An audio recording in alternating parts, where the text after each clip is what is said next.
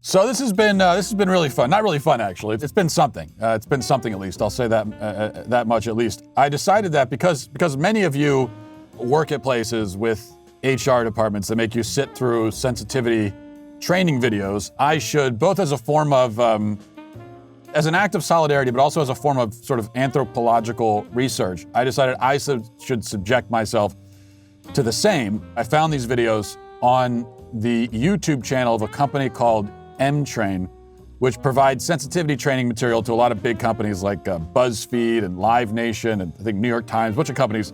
They use this company to give them their sensitivity training material. So last time we watched their videos on microaggressions in the workplace, and those were great. Today we're going to take some time to watch some of their teaching videos on the important issue of workplace harassment. This is an issue that's very important to me. I am often harassed here at my job. For example, the other day I wanted to go brew some coffee and I went to the cabinet where the coffee filters are supposed to be, and there was no coffee filters. I actually had to walk to a different cabinet to get them.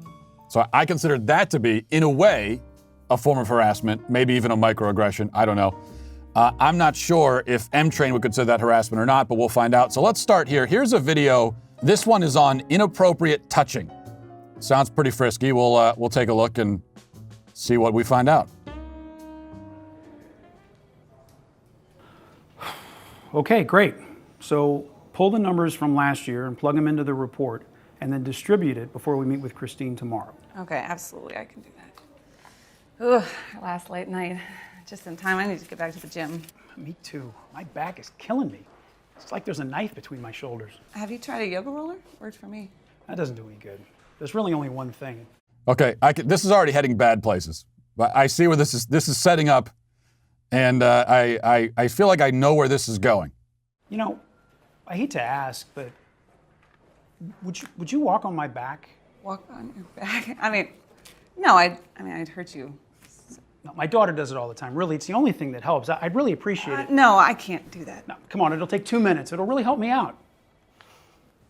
Come on. I don't think I should do this. Help me out.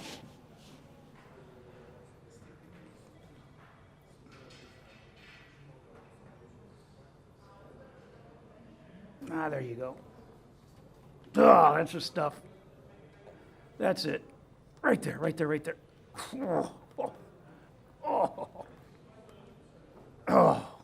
Okay, I have to tell you, I thought I knew where that was going. I didn't expect that. That's not where I thought. So that was a twist ending at the end there. Kind of an M. Night Shyamalan twist ending. So I have questions. Number one, is this really a common problem in the American office environment? I admit I haven't worked in, I was working from home for years. I haven't worked in an office environment that much. I haven't seen anybody walking on anybody's back here I can report. Is this a common thing that comes up a lot? Because I've never heard this in my life. I could just be naive. Do women often get approached by men at work asking them to walk on their backs? What other weird requests do you get? Like, hey, listen, hate to ask, would you mind hitting me in the shins with a crowbar? Would you mind? It would really help me out. Thanks a lot. I appreciate it.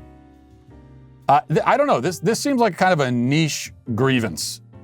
This seems way too specific. I just imagine the brainstorming session at M-Train when they were deciding on their next harassment skit. And somebody was like, oh, I know. Let's do one where someone wants a lady to walk on their back. Yeah, let's do that one. Dude, you're telling on yourself a little bit. Calm down. This isn't very professional. The second point, though, is why did she do it?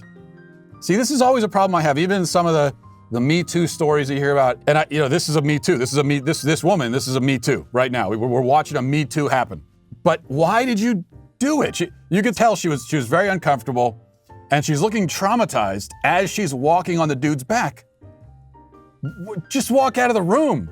If you're gonna walk, just keep walking out of the room. Walk over his back, out of the room, and then go tell someone and say, hey, this freak in there is laying on the ground begging me to walk on him. Call the police. I don't understand. I kind of feel like if you're a woman in the workplace, someone asks you to do that and you actually do it, then you're just as much to blame as he is. If I'm the boss, I'd fire you both for being a bunch of weirdos. If I walk into the room and see that, you're both gone.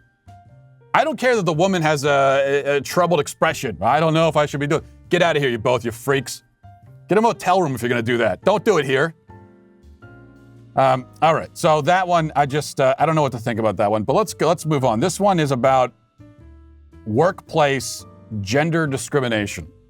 Big issue, really important issue. Let's watch. Are you bringing anything for safety? Yeah, I have a taser. Okay. Are you flying into Dulles or Reagan? Baltimore. Ticket prices were insane. Yeah, I use miles. This is history, though, you know? I mean, our grandkids will be able to say, my granny walked in the Women's March. I know, it feels super important. What, are you guys serious? Is this some kind of a joke? So, Lindsay, do you want to grab dinner that first night? Yeah. Great. But wait a minute. You guys are going to participate in some sort of a cockamamie march to try to change things? Okay, Rick, I know that you don't care about women or their rights. You've made that abundantly clear, but I do. You know, Rick, if you and all the people like you had half a brain or any compassion, we wouldn't be in this mess. Okay, I'm not sure who is supposed to be guilty of harassment or discrimination there. That's probably a bad sign. I feel like I'm probably supposed to know when I watch these videos who the bad guy is. I can't really tell. To me, it's obviously the women. They're the bad guys. Because this guy is awesome. I want to work with this guy. He's just a straight edge dude, and you could tell he's a dad wearing his khakis and a little bit of a Ned Flanders vibe. He's got a sweater on, and he's direct and to the point. Just come on with your cockamamie march. Better skedaddle out of here with that. No more guff out of you two wiseacres. So I appreciate that. The women are the ones who come on way too strong. And they're basically exactly the sort of women who would go to a women's march. So I believe that part of it. But if I'm making the determination here and I'm watching that, or if I'm the boss and I'm deciding who gets fired in this interaction, definitely the two women. First of all, what are you doing putting flyers for a political march up at work? And second, this man is just trying to engage with you. He's giving his opinion, and you cut him down like that. He's the victim here. All right, finally, this is getting a little confusing maybe. It's hard to keep track of everything. So fortunately, they've got a video that makes it simple with color coordination. So here's one, and it is explaining the workplace color spectrum. So I think the idea here is that all of the bad behavior at work is color coded. And so this will just make it easier for you when you're at work to know if you're behaving badly or not. Let's check this out. The workplace color spectrum. Let's talk about how this handy tool works. The color spectrum uses 4 colors to reflect 4 categories of workplace conduct, from positive and empowering to completely unacceptable. When we're talking about green conduct, we're talking about conduct that is deliberately respectful, socially aware, and able to see things from someone else's point of view. Green doesn't come easily, but it's what we all aim for. Now, yellow behavior isn't deliberate. It's reactive, insensitive, and sometimes rude. It's what happens when you snap at a coworker or make a thoughtless remark. Yellow conduct isn't unlawful, but it can cause workplace drama. Let's look at orange. Orange looks a lot like yellow, but with a big difference. Orange conduct is aimed at protected characteristics. That includes things like gender, age, race, and religion. One orange act isn't illegal, but it can make people feel excluded or treated unfairly. And left unchecked, it can turn red and unlawful. And what is red conduct? Red conduct is aimed at protected characteristics too, but it's unlawful because it's more frequent or more severe.